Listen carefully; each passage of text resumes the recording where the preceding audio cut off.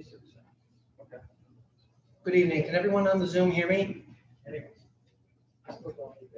On the Zoom you can hear? If you'd like to speak tonight at the hearing, if you could just type your intention in on the chat so we know that you'd like to do so. Otherwise, we'll assume that you're basically just listening in. Fair enough? Got some head nods. Yeah.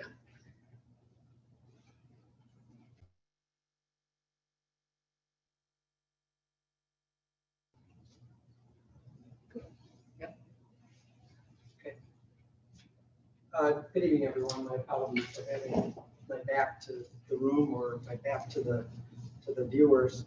This is a public hearing pursuant to Article 30 of the New York State Public Health Law relative to the application of the Fishers Fire District to convert their municipal CON ALSFR, that's Advanced Life Support First Response Service, to a permanent operating authority with the territory of the Fishers Fire District. My name is Kevin Mahoney. I'm an attorney with Hogan Willig in Amherst, New York. I've been appointed as hearing officer tonight for this application by the Finger Lakes Regional Emergency Medical Council. My role is to review the application, any and all letters of support or opposition that's been received since the application was provided, as well as to consider comments made this evening and any documents that are presented at tonight's meeting. Ultimately, I'll make recommendations for the council relative to action on the application. Tonight's hearing is being conducted both in person, as you can see, as well as virtually via Zoom. It's being recorded by a stenographer who's up front here. As a result, it's important that we only have one person speak at a time and speak as clearly and relatively slowly as possible so that we make sure that we make an accurate record. So a sign-in sheet was provided prior to the beginning of the hearing, which I have. I understand that we've provided an opportunity for folks on Zoom to sign in via the chat feature if they wanted to speak tonight. So before we begin, is there anyone that's present tonight that has not yet signed in or that wishes to speak tonight that did indicate so on the sign-in sheet? Okay, thank you. So the order of tonight's events will be, I'll provide the applicant an opportunity to speak regarding the application or to supplement it. Then we'll hear from anyone that signed up this evening. I'll probably just work off of the order of the sign-in sheet. You'll have an opportunity to provide your comments regarding the application. And then I will give the applicant an opportunity to speak again at the close of the public comment in the event that they wish to make any further statements or respond to any issues that were brought up during that public comment period. So although my intention is to allow anyone that signed up to have an opportunity to speak, the only time that I would ever need to intervene would be if the comment is overly repetitive, if it's not relevant, if for some certainly unanticipated reason it was disrespectful. So I'm sure that won't be a problem for us this evening. So is there a representative here from the Fishers Fire District that would like to speak first tonight? I guess I'll give a quick summary since you asked. Very well. Chief Daniel Chapman, Fishers Fire District. This has been a 3-year process to get to this point. The application speaks for itself. I just wanted to reference today's activities as kind of an example of why we do what we do to supplement the ambulance with our paramedic service. Earlier today, there was a call for a sick person. The ambulance responded. They needed assistance. The fire department, Victor Fire Department, was unable to assist them due to staffing. The Victor Farmington ambulance requested us to assist them at the scene. We responded out there to assist them. At the same time, their second ambulance was also going to that same scene, so they were tying up both rigs for one patient. This was a critical patient. Once our units responded, the ambulance got a second call for a stroke patient also in the Victor Township. They were able to reroute one of their ambulances to the second call, knowing that our staff was going to assist them at the first call. We assisted them, got the patient out of the house safely. They took care of the rest of the care. So that's our core business, is that first response and to assist where we can with the ambulance response. Nothing more, nothing less. Very well. Thank you, Chief.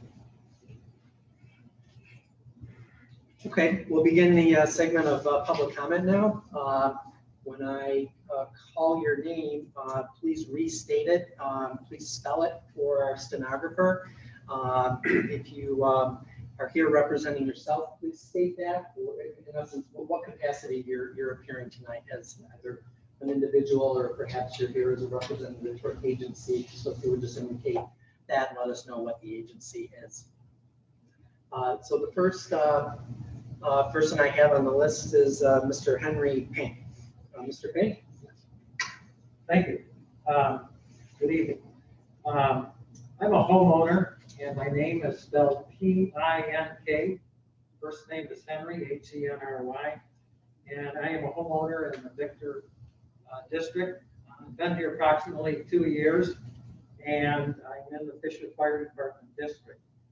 I also want to make mention that the Fisher Fire Department, I mean, is exemplary as far as the service that they provide. So I want to make note of that, of the men and women that are involved in this service. It's not to be taken lightly. It's not taken lightly by me. But I am concerned with what I see as a homeowner, because the Victor Fire Department covers half of the town of Victor, and we already currently have EMS response service available to us there. So I'm in question of that as to why the need for it, number one. And number two, I normally for public hearings of this nature and what magnitude of this type of service, there's a cost to the community. We don't get anything for free, as I look at it from where I sit. And so I question the public notice as to how and what was sent out. I didn't see anything in the newspaper, nor did I see it in the Penny Saver or Post. So that's a question to me, and I'd like a response from somebody.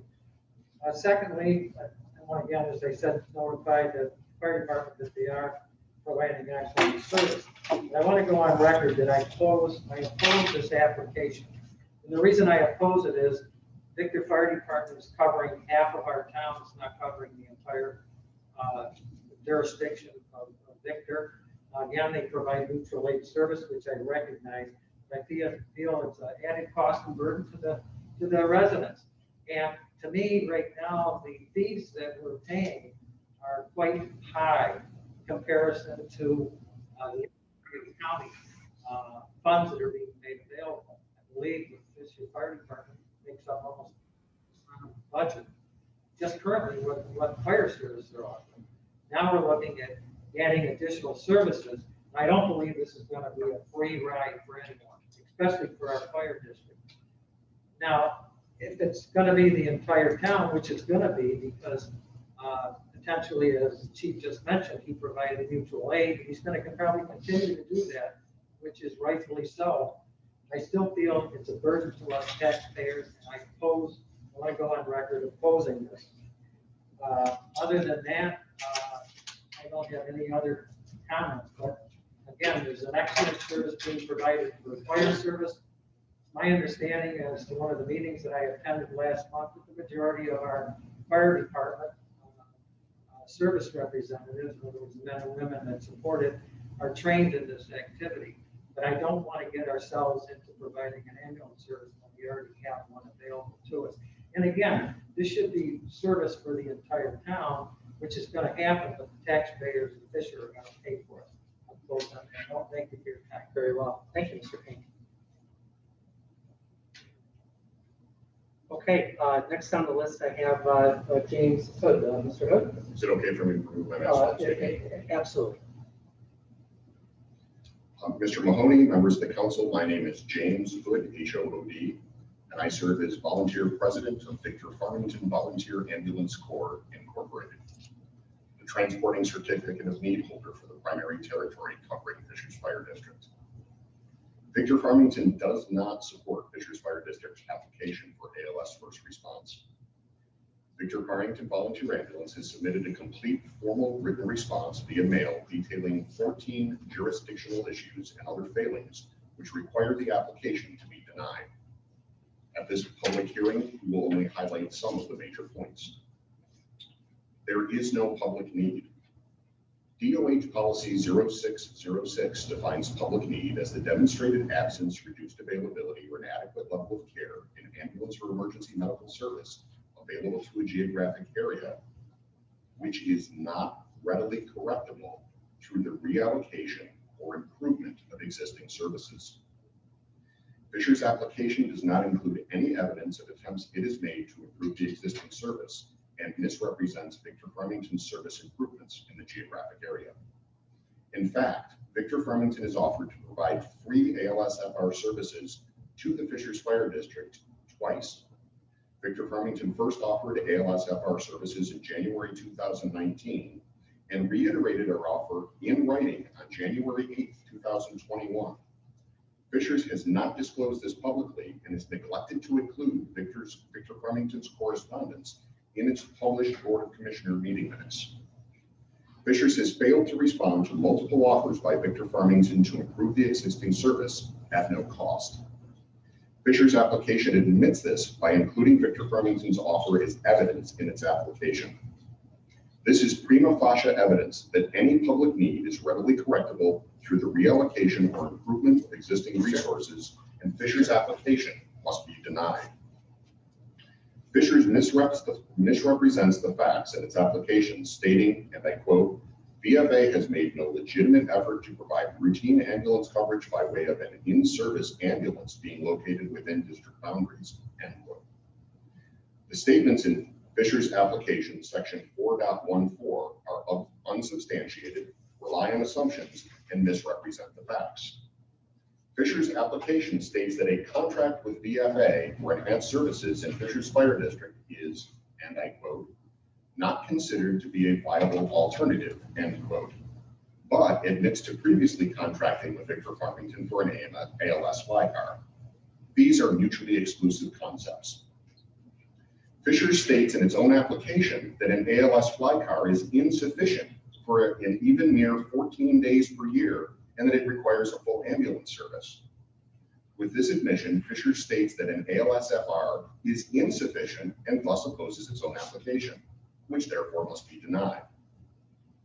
Fishers' statement that it, and I quote, anticipates, end quote, that Victor Farmington would station an existing resource instead of providing an additional ALS resource is pure conjecture, not factual, and unsubstantiated. Fishers' application does not disclose that Victor Farmington has already improved the existing service.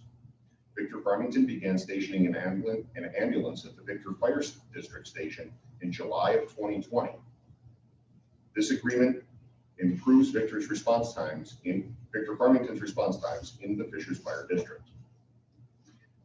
Victor Farmington's offers of improved service will provide a significant benefit to the residents of Fishers, including higher ALS response rates than Fishers Fire District has demonstrated at substantially more cost-effective rates. Fishers' negative response to Victor Farmington's repeated offers to improve service at no cost, and Fishers' misrepresentations, public omissions, and false statements regarding the opportunity to improve existing service in its application are evidence that reallocation or improvement of the existing resource can, in fact, improve the service and offers clear evidence that Fishers has not met DOH Policy 0606 requirement for the applicant to demonstrate public need.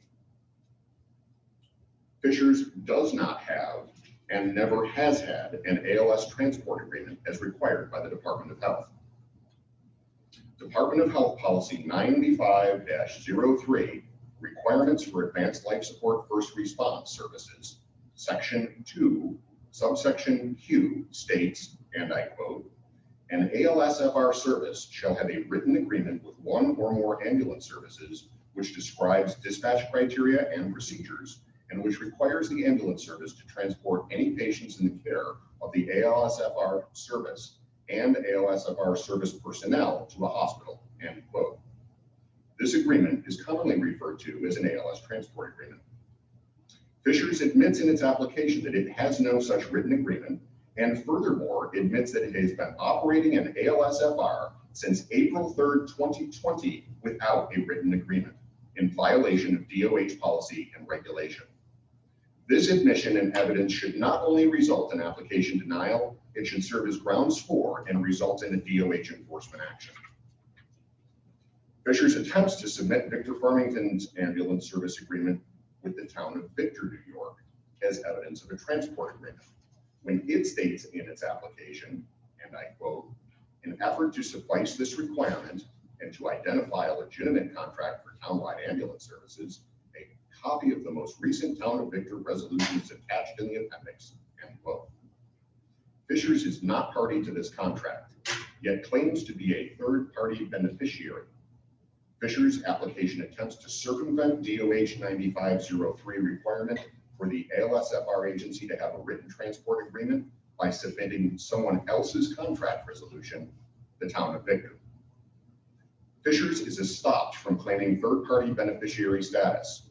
1, Fishers admits in its application that it does not have a written transport agreement with Victor Farmington or any other agency, and that it is not party to the town EMS services contract.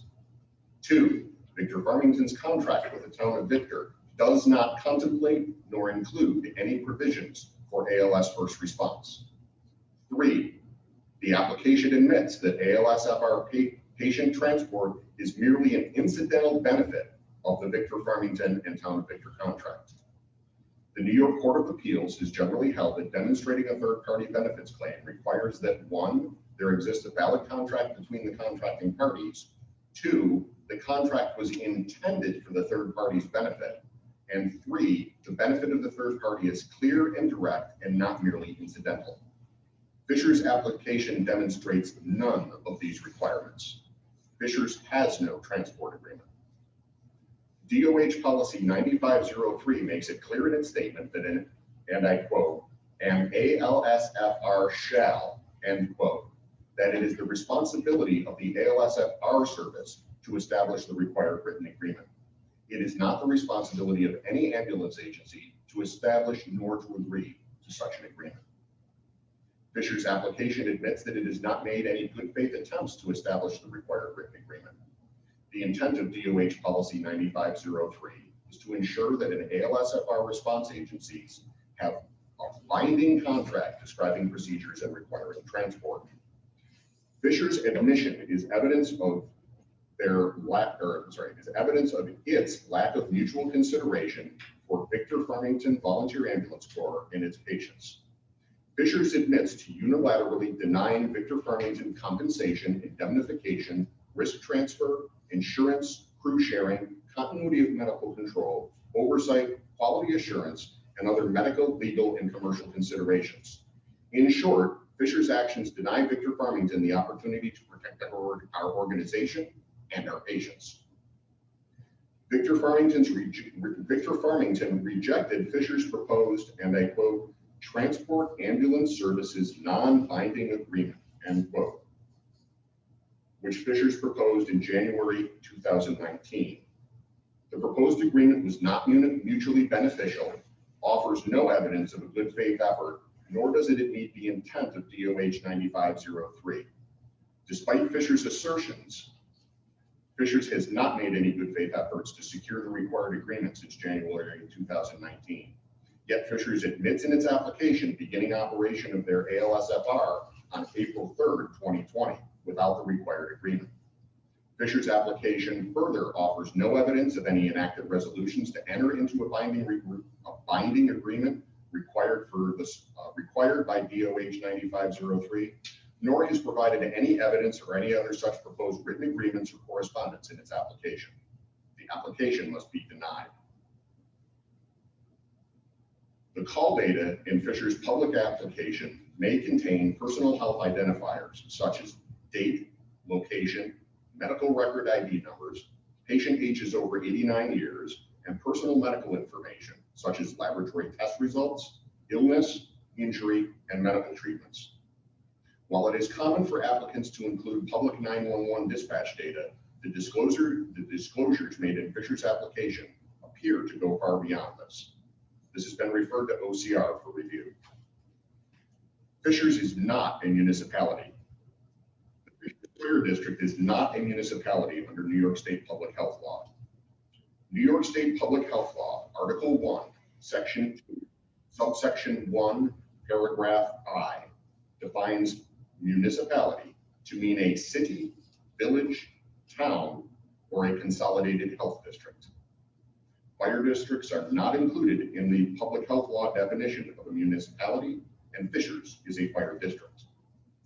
An erroneously issued municipal certificate of need, or MuniCon, cannot be issued, reissued, or converted to a permanent CON. Any MuniCon issued to Fishers is out of order and invalid. Fisher's application, the proceedings and hearings to convert a MuniCon are out of order. Fishers does not qualify for the benefits afforded municipalities it claims in its application. Any evidence of performance during any alleged period of operation under a MuniCon is inadmissible. Fishers provides no evidence of any legal resolution from the town of Victor acting it or authorizing it to act on behalf of the town. The evidence in Fisher's application clearly demonstrates that the Fishers Fire District has no authority under general municipal law to establish any emergency medical services under Article 30 of Public Health Law. Thus, Fishers Fire District's resolutions to provide emergency medical services exceed its authority under the law. Mr. Mahoney, members of the committee, for these reasons and for the additional reasons presented in detail in our written position statement, Fisher Fire District application for advanced life support first response must be denied. On behalf of the Board of Directors of Victor Farmington Volunteer Ambulance, I thank you very much for the opportunity to present this evening. Very well. Thank you, Mr. Hood.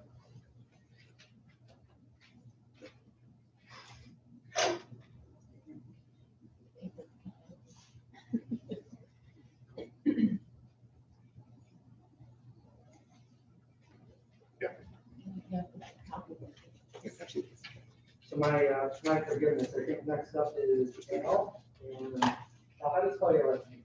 Kalf is Kalfas. Okay, very well. You're up if you'd like to speak, sir. You just indicate your agency affiliation and then. Sure, my name is Al Kalf. I'm the Executive Director of Finger Lakes Ambulance EMS.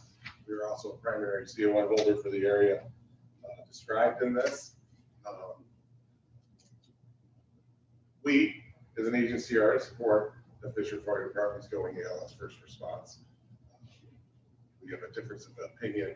Apparently, as Mr. Hood is representing, I believe he's incorrect. I believe there is an agreement already established between us and Fishers. It was done when the COVID pandemic started. We assisted them with RSI capabilities. We're in agreement with the two agencies. I believe that is covered as far as mutual aid agreements with them. I think EMS is changing. Any help we can get on scenes is appreciated and valued. We fully support their decision to go ALS first response. Thank you. Very well. Thank you.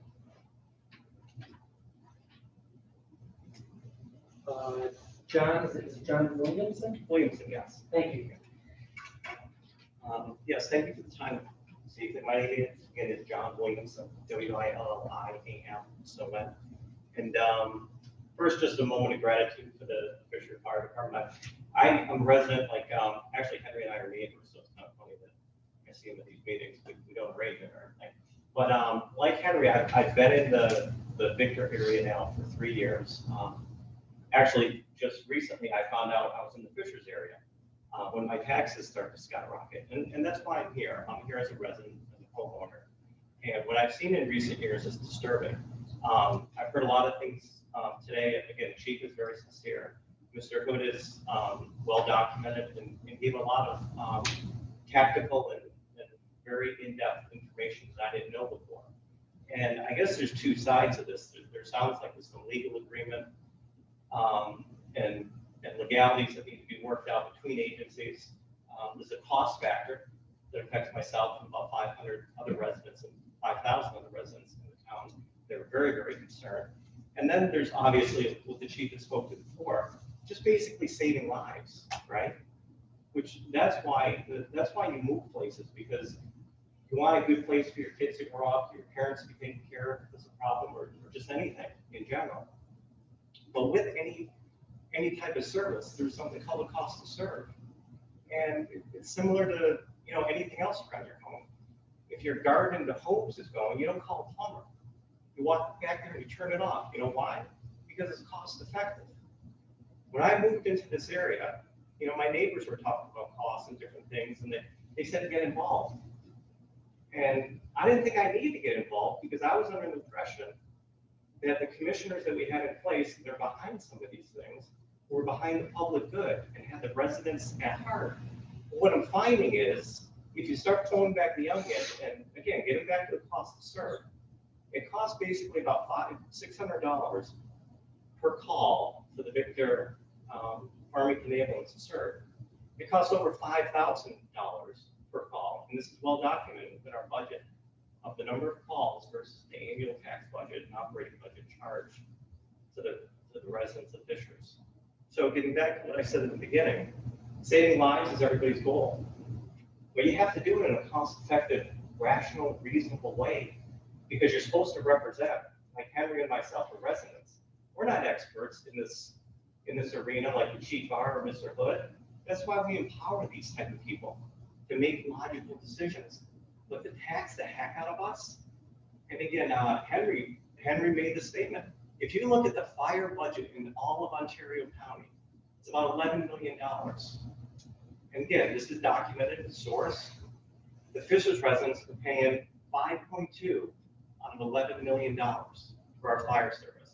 And again, I've heard a lot of good things about their life-saving techniques, and whether it's servicing fires or people.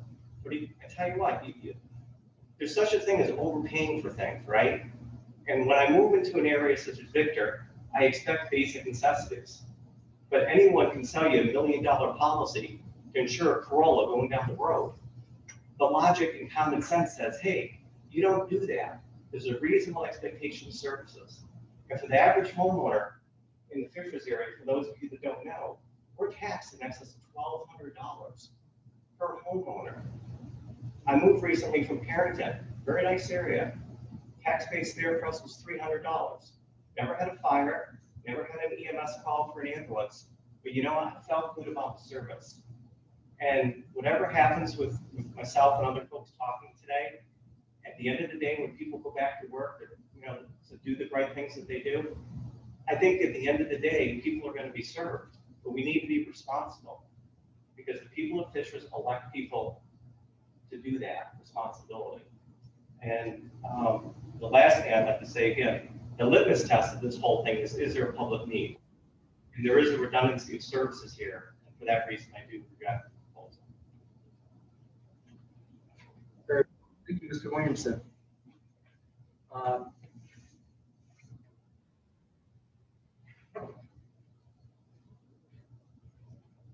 Deborah Hogan, Dooley, are you with Baker? Are you with Fisher? Yeah. Okay, give me just a moment.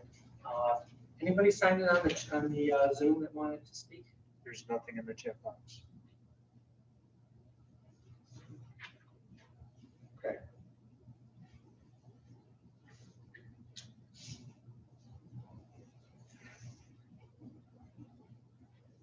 Okay, fair enough. So, since you'll be speaking on behalf of the, I'm not speaking on behalf of them. you're not speaking on behalf of that. Okay, fair enough then. I'm not either, I'm a taxpayer. Okay, fair enough. I am both part of the fire district, but I'm also a taxpayer. I see, gotcha. So Ms. Hogan, I'll have you speak next. Would you do me a favor when you speak, just spell your name so our stenographer takes it down? Sure. Maybe you can just let us know again the capacity in which you're speaking tonight, since I misunderstood already. But sure. That's okay. Thank you. It's a little blurred, I'll be honest. Of course. My name is Deborah, D-E-B-R-A, Hogan, H-O-G-A-N, and I am a current resident of the Fishers Fire District. I am also a commissioner for the Fishers Fire District, so I have dual roles here. What I wanted to speak to you about tonight is as a taxpayer, and also I think it's important for you to know, as a commissioner, I am opposed to this application. And I'm going to give you my rationale for what's behind that and a little bit of my own personal history so that you understand. First of all, last year I got involved with the Fishers Fire District as a taxpayer early last year because our taxes have been skyrocketing. Our taxes are up 66% since the year 2016. So I started attending meetings to try to figure out, hey, what's going on here? And what I found out was there's a group of commissioners who sincerely believe they are doing the right things for the public. However, no sensitivity at all to cost. So through that process, I decided last year that I was going to run for the commissioner position to start making changes to the situation. During that time, when I was putting together my campaign, I actually met with Mr. Hood from the Victor Farmington Ambulance Company because I couldn't understand why Fishers Fire District was having EMS services and yet we had an ambulance service, and it seemed like there was duplication.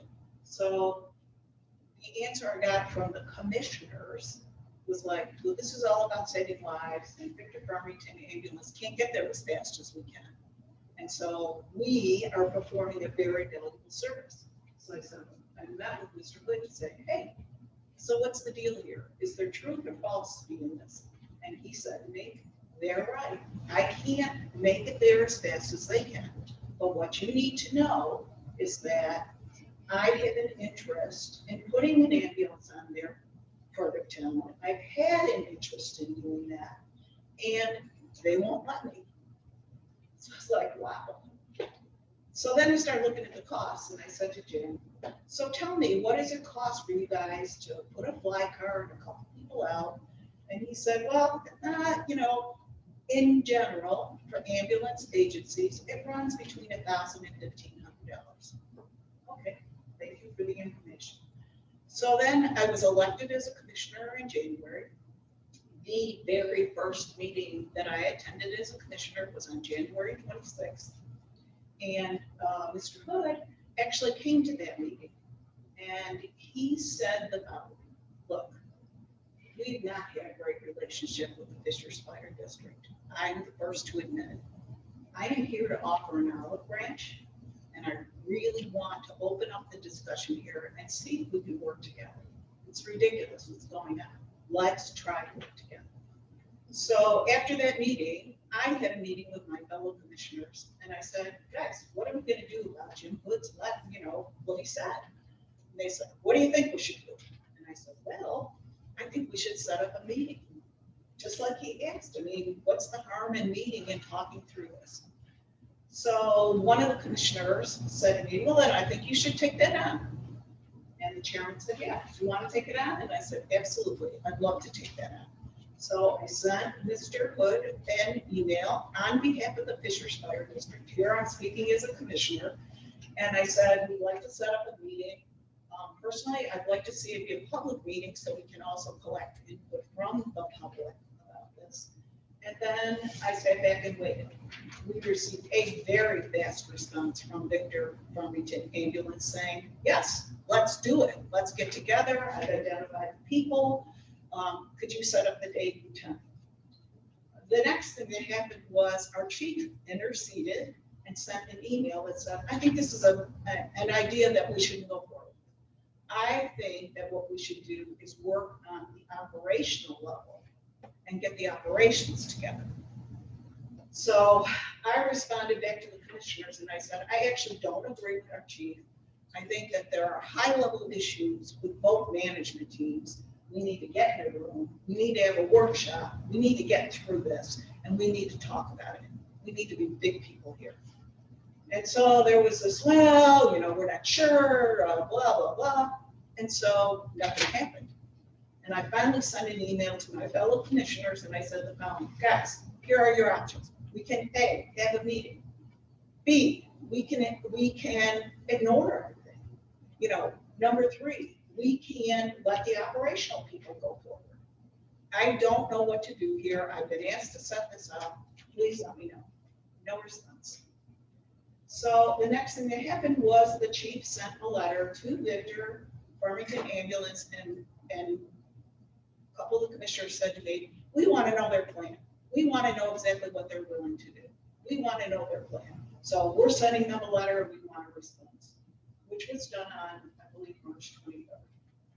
And then we got a response back from Mr. Hood, and it said, hey, we still want to meet. We think there are high-level issues here. We need to get people in a room. We need to talk through this. We need to work through this, which I agree with. I want you to know, and all of this information I've given you has been foiled. It's in the public. I'm not telling you anything that did not come out of a secret meeting, although there's been a few of those. So I want to read to you the response from two of the commissioners, because I think it's important that you know what their attitudes are. First of all, Commissioner Bob Johnson wrote, I have absolutely no interest in having a meeting with VFVAC board to discuss any financial agreements. Far more time and energy is being wasted on this subject. Then he went on to talk about how there's supposedly this contract in place and how they've had a great working relationship since they were formed in 1970. And then the other thing, which I'll talk about in a minute, he says, contrary to popular belief, our staffing level will not go down even if we don't do EMS. So it is what it is. The taxpayers are basically going to get stuck paying for this thing, whether EMS is there or not. And then he says when they were formulating the upgrade, he met with Mr. Hood and the board. At that time, he was against what we were doing. He felt it could have a negative effect on his drive to be a taxing district. This view hasn't changed. So that was his statements, but he's totally saying, I'm not going to meet with these guys. I don't even want to talk about it. Then there's this email from Commissioner Mann, and he says, I vote no. If we have a meeting with two commissioners and two of their board members, it shouldn't be a district meeting. He's very much opposed to the public knowing what is going on. I know Mr. Hood would like that, but the public has no say, and they will try, and there will be a problem. Personally, I feel Victor Farmington Ambulance needs to start agreeing with us entirely, as we can be covered by Honeywood Falls and Mendon Ambulance and Parenton, and probably sooner than Victor Farmington Ambulance. If we really want to be a huge part of, if they really want to be a huge part of patient care and the reimbursement for that, they should figure out how to do it and step up. So our own commissioners really, I think, are guilty of not at least making an attempt to sort this thing through. So that's the first major point. The second major point is the application itself. I'm embarrassed to tell you, as I stand here as a commissioner of the Fishers Fire District, I did not see that application until Monday of this week. And it was sent to me by your people. I think that is totally wrong. The commissioner should have had full purview of the application and should have been able to give feedback. So here's my feedback in person. First of all, there are several errors in that document. There's a big section in there that talks about the incremental cost of EMS and how low it is. And it's just a few $1,000s to the taxpayers.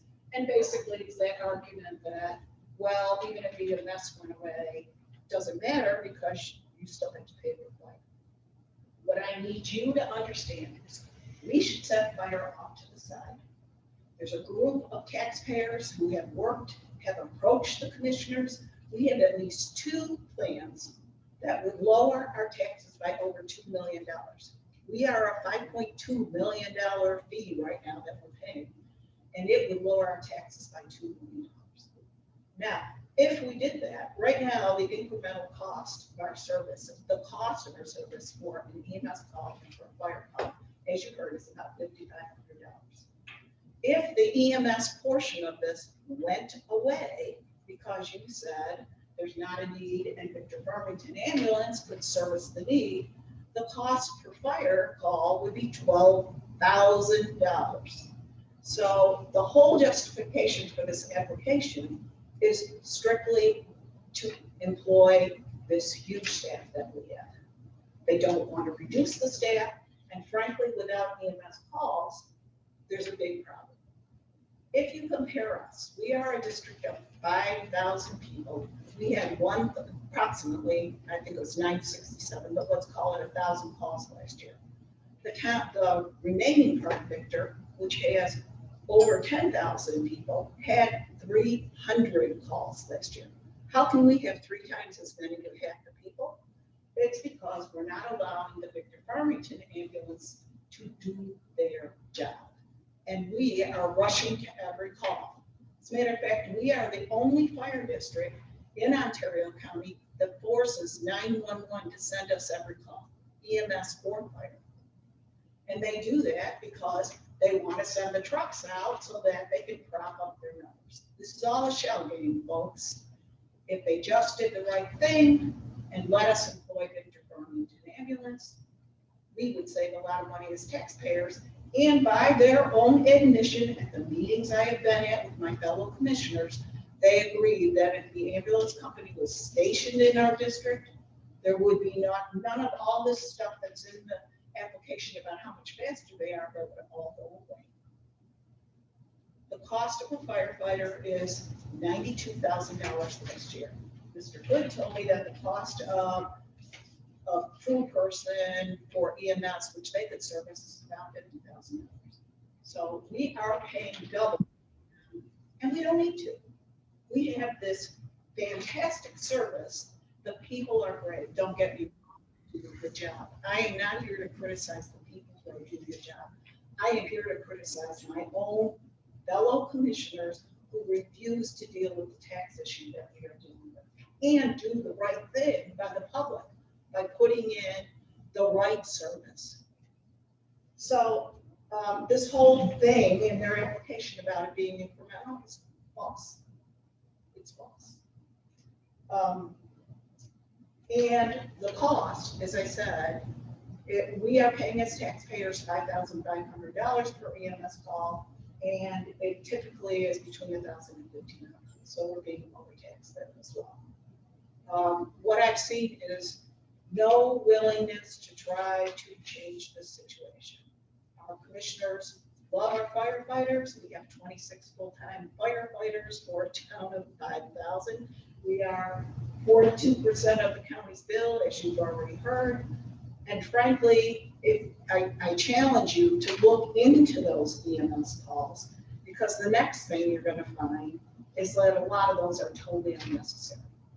And unlike services like Victor Farmington, who I talked to, and I talked to Canandaigua, and I talked to other districts, the emergency services typically send out 2 people, a fly car and 2 people.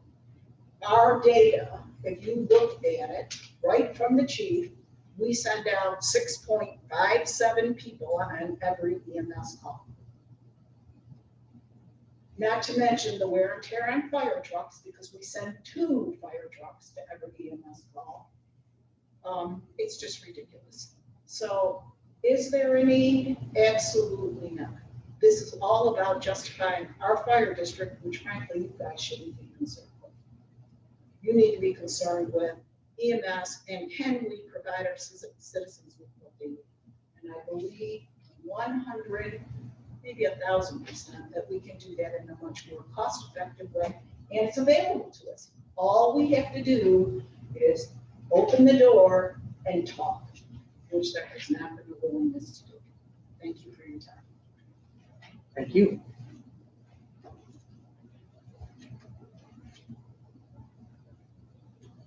Is it Fred Dewey? Yeah.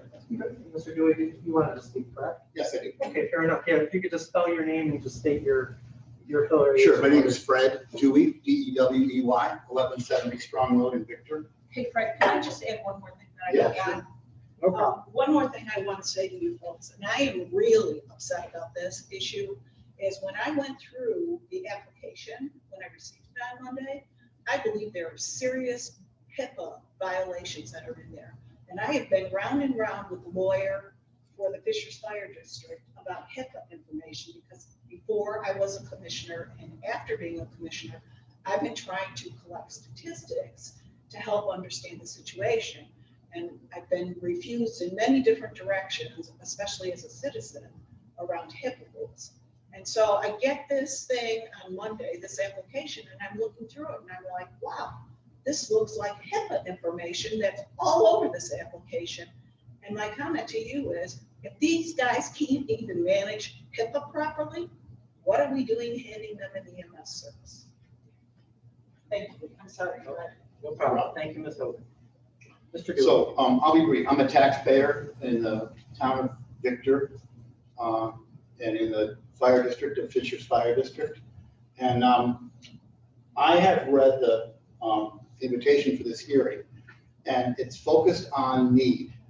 Is there a need? And so my message is very straightforward. There's no need. Absolutely no need. Victor Farmington Ambulance is begging Fishers Fire District to stage their equipment and their people in our firehouses so they can give us the amazing response time. And our board is saying no. They don't want that. It's just crazy. It's insanity. I'm not going to pay. I'm unwilling to pay for 2 paramedic services in my half of the town of Victor. And I'm appalled that we're even having this meeting, because we have an amazing paramedic squad that's been in existence since, I don't know, 60s or 70s. 1970. Long before I got here in 1995. They do a great job, and they want to do an even better job if we'll just let them. So this application has to be dismissed out of hand, just simply based on there's absolutely no need. Thank you. Very well. Thank you, Mr. Dewey. Anyone sign in from Zoom? There's no questions in the chat. Okay, well, it appears that the public comment portion of the hearing has come to a conclusion. Does the applicant wish to respond to any of the things that was mentioned Yes, this please. evening? Of course. Chief, if you could restate your name. Chief Daniel Chevin, Fishers Fire District. Won't get into a lot of the stuff, but I'll stick to, as Mr. Dewey said, the need. This process started over 3 years ago for many people going on. And only recently did we start getting some major opposition to it. To admit, I've only been the fire chief 2.5 years, so some of this started prior to me. But very early in my tenure, I met with 2 of the Victor board members, Mr. Hood being one of them, to discuss our municipal CO application. And at that time, I told them it was too far through the process. Lieutenant Gusevano and others had done too much work. I wasn't going to stop it my first month on the job.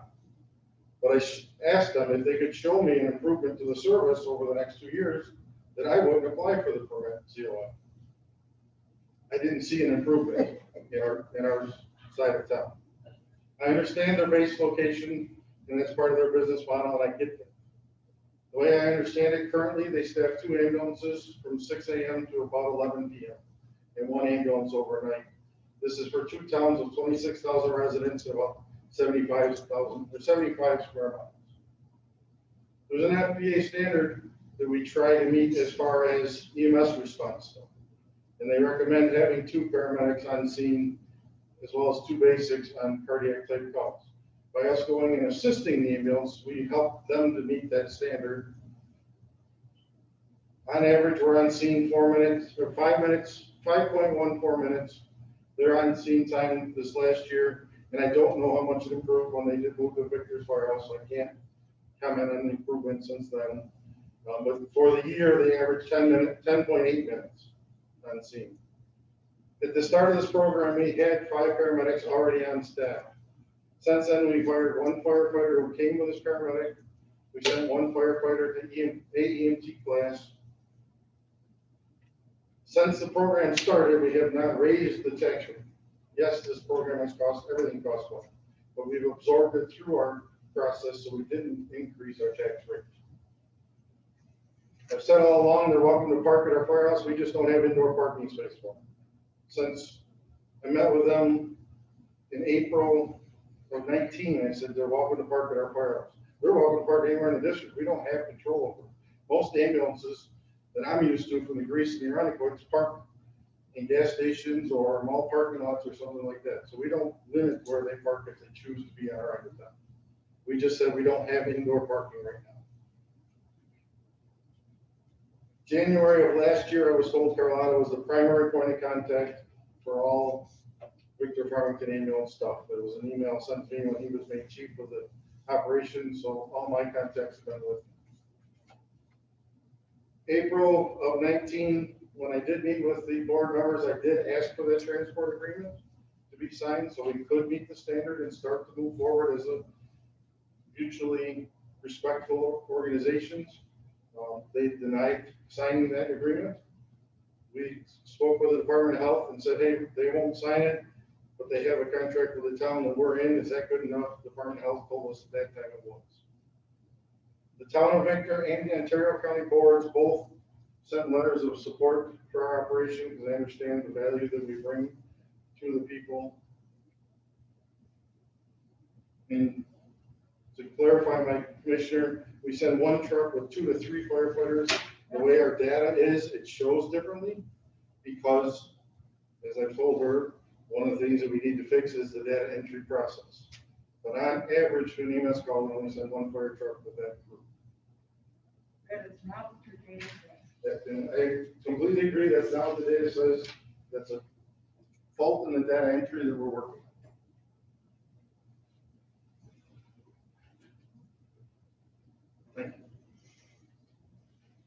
Thank you, Chief. Trevor? Can I speak again? Yes, of course. I've forgotten your name. I've missed Al. it. So if you just restate. Al Talbot. I gotta say, I'm pretty concerned here. Running an EMS business for the past 22 years, I've seen a lot of things. This is the first CON meeting where I heard this is all about tax monies and cost. You know, it isn't, it's about the patients. You know, I understand you guys are paying a lot of money in taxes. I pay a lot of money in taxes. There's better ways to manage it. And the additional part that they are putting in for EMS is minimal. Absolutely, it's the equipment and the supplies. You guys are already paying for personnel, you're already paying for vehicles, you're already paying for equipment. You have people there that are going on these calls. If they don't go on these calls, they're gonna sit there. If you guys wanna adjust your staffing level, that's a whole different ballgame. We are talking about patients and cares. I can tell you right now, Victor Farmington is busy. You can look at the statistics in EMS throughout this county and this region. We are swamped. We are losing paramedics by the day. We are not getting new paramedics out into the field. It's no different than volunteer firemen. You know, you guys think you're paying a lot in taxes now? Wait until you don't have volunteers. Because that's what happened in the EMS. We already don't have volunteers. We have no. You're right, you're right. We have Hey, 26. hey. Sorry. Just a minute. Yeah, I'm sorry. You know, I understand that. There's a cost to all this stuff, but the groundwork is already there. There is no reason, and we stage our ambulances all over Ontario County. They aren't housed always in the fire department or in our stations. They're constantly moving to provide a service. The money you are talking to add for equipment, medications is minimal to the price of a life. A 4-year-old who's drowning, if Victor's on 1 car accident, has 2 ambulances in. It happens. COVID, you know, we saw a huge staffing problem with COVID. 1 person contaminates another person, and now I have 2 or 3 crews out of service. You know, who's gonna cover the district if we aren't there? You know, we are a mutual aid organization that goes mutual aid to Victor Farmington and all over the counties. There are times when people aren't there. Response times are gonna be 20 minutes. You know, if you're talking an extra 50 grand a year for all those taxpayers, an extra cup of coffee to provide this service, you guys are crazy. It is honestly life and death. We are talking ALS paramedic level care. We aren't talking BLS first aid. We are talking somebody who will be equipped, have the medications to save lives. To save lives. And they can't be there all the time. We cannot be there all the time. It is that simple. Absolutely that simple. I understand that you guys have concerns about the money aspect. I deal with it every day. As a commercial agency, currently in 15 years in a nonprofit, a lot larger than Victor Farmington's was. Every day. The cost for EMS is expensive. It's expensive because the system's broken. It's not going to be there. You have ambulance services in the next county over that just dropped from ALS to BLS level because they couldn't do it anymore. So now they're signing agreements with a county to provide a fly car. You know, if there's response times concerns, you can map that out. You can see where your district's busy. You can move vehicles around. It doesn't have to be in-house. It definitely helps.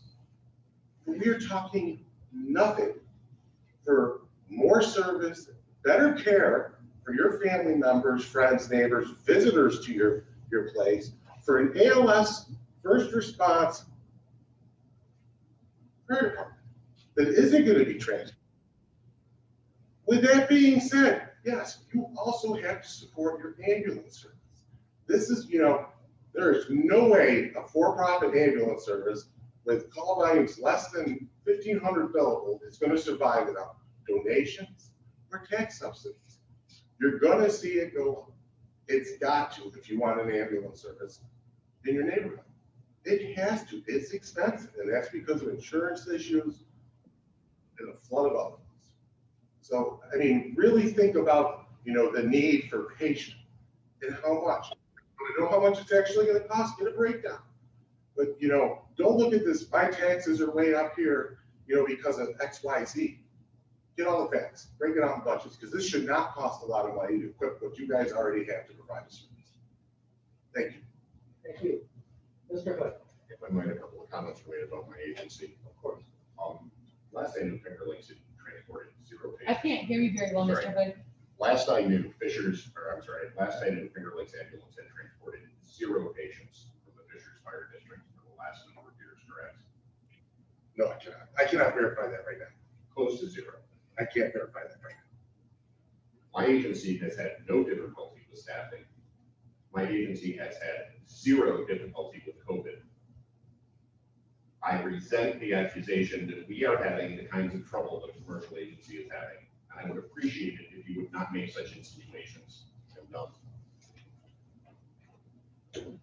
Thank you, Mr. Hood. Mr. Hood, I'll be glad to do the email saying. Okay. Was there anyone else that wished to briefly? Yeah, I'd like to- Or, Make one more comment. absolutely. My name is Fred Mr. Dewey. Dewey, thank you. So I have to look at the data, sir. I've done a ton of research on this. Okay. Over the last 4 months. I really think you're speaking out of turn because you have not looked at the Fishers financial situation. All right. You're absolutely right. Completely out of it. Okay. So one thing that I will agree with you on is this is not just an EMS issue. Fishers Fire Department is dramatically overstaffed for the call volume and population that it serves. And that's the fundamental problem, okay? But the problem is getting made will be much worse if we allow this to go forward. So now we're double paying for ambulance and we're allowing the Fishers Fire District to justify the ridiculously high staffing levels to do work that Jim's crew can do for a lot more cost effective. So that's my big concern here. I'm just kind of building on what Deb said. Fishers Fire District is trying to use the high EMS call volume to justify its low fire and rescue call volume and the comparatively very high levels of staffing that it has. And that's a fundamental problem. So I don't want to make the problem worse by turning Fishers Fire District into an unnecessary EMS service so that it can justify itself. Thank you, Mr. Dewey. So, I'd just like to add one more thing that builds off of what Fred said, and I think this is an important data point. When you look at those 957 calls last year, the national agency has a categorization of how the fire district is to report data. Last year, we had in category 100, which is fire, which means there's a fire, we had 47 calls in our district. And that's right from the chief's report. So if we allow this thing to go on, you know, on their big billboard in Fishers, it talks about the 967 calls that there were, about 560, I don't know, I don't have the exact number right in my head, were EMS calls. And if we had the Victor Ambulance Company in our district at half the cost and available to make those calls, the fire department couldn't stand on its own. They are clearly using this application not to worry about saving lives. It's not about that. It's all about justifying their headcount. There is not a need. And if there is a need, we have a solution that costs half as much. So I don't get it. This is supposed to be about need. Well, it's about need and cost. And we have a more cost-effective solution that will meet our needs. And that's what we're asking you for. We're saying, deny this application, force the district to get on with using the appropriate service. Thank you. Very well. Thank you.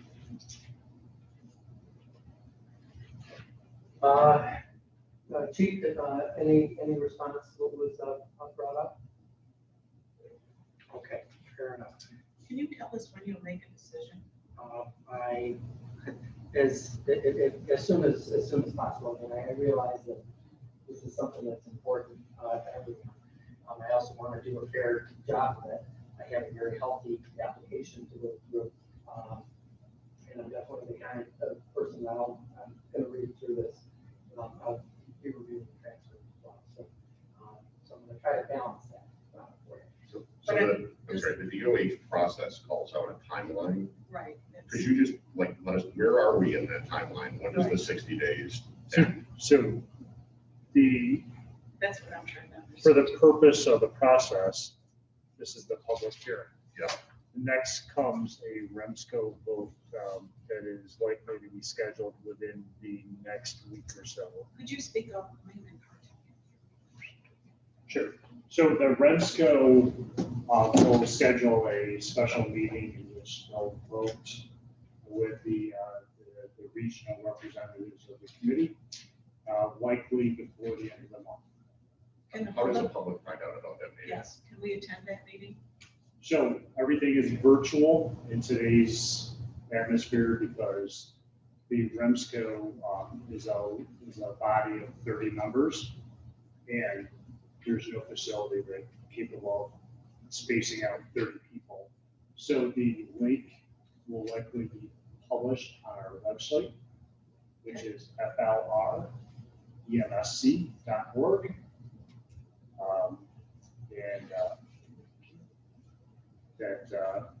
That'll be published. The link will be put up there as soon as the meeting is scheduled. Thank you. And that will be the decision-making meeting that you're referencing? The voting members of the REMSCO will conduct a vote and pass their vote results on to the Bureau of EMS, in which case they take action of whatever the course is. There's always the appeal process is available to either party, and that appeal process is handled through the Bureau. Does that appeal occur after the REMSCO votes or after the Bureau of EMS makes? No, so the REMSCO will vote, then it'll be sent to the Bureau, and that's who we would appeal any potential action from either party. Thank you. I'd like to know when they vote. Is that, if we as a public who are watching this, will we be able to identify who votes yes and who votes no? It'll be a roll call vote. It will be a roll call. Thank Correct. you. Yep. Thank you very much. Will there be any meeting minutes from this, and will it be published to the public somewhere? And in what way? Meeting minutes is From your meeting that you're gonna have, a decision that's gonna be made from this public hearing, number one, as we move forward? In other words, how are we gonna know what's being decided? So the transcript from tonight, after our surveyor's been able to prepare, ultimately that goes to the council. And then that's, so would also my recommendation, if you will. That's all material that they would then consider to whatever degree they choose to consider it for purposes of that vote, which is what was just being described as far as how they do it. So how would the public know from that? If you're going to submit information from the meeting, you're going to make a decision as a board, if I understand it, or Well, our Remsco, I'm not a voting member well, of that. I mean, the group will decide. All right, they'll decide, whatever the panel decides. How will it be made public to Victor, people that live there? So the special meeting, any of our meetings for the Remsco and the REMAC are recorded, and the recording is posted on our website. So you can go, So the public doesn't know them. all you have to do is go on to our website and you can view that. So Henry, I think though he's also saying if you wanted to zoom into the meeting, that they're gonna make the decision. Yeah. You're welcome to do that. You won't be able to speak, Correct. but you would certainly be able to hear their discussion, and then they will do a roll call vote, and at the end of that, you will know. I will know, and if I'm interested, I can find out. But again, I'm going to use Well- the words of this meeting. It's a public hearing, and it's a very small meeting. I didn't see it public as I would expect it to. So I'm just- being honest. I agree with you. Just for the folks, it was published in 2 newspapers, Which newspaper? the Finger Lakes Times, the Daily Messenger Post. There was mailings done to every affected agency in the area, as well as it's posted on our Finger Lakes Regional EMS Council website. Okay, thank you. Okay, well, thank you. We'll close the hearing for tonight then. I'll certainly take into consideration all the materials that were provided. Hey, Kevin,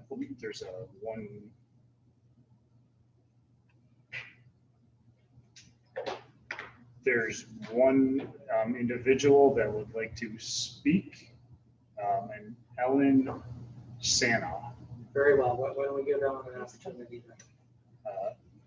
Sanna. Ellen, are you still on this? If you are, you may unmute and speak.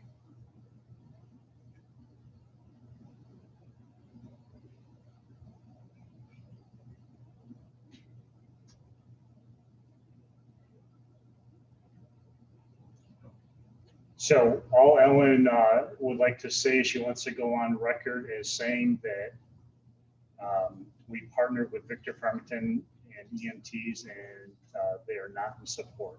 And that's all they have to say. Could you spell her name for me, please?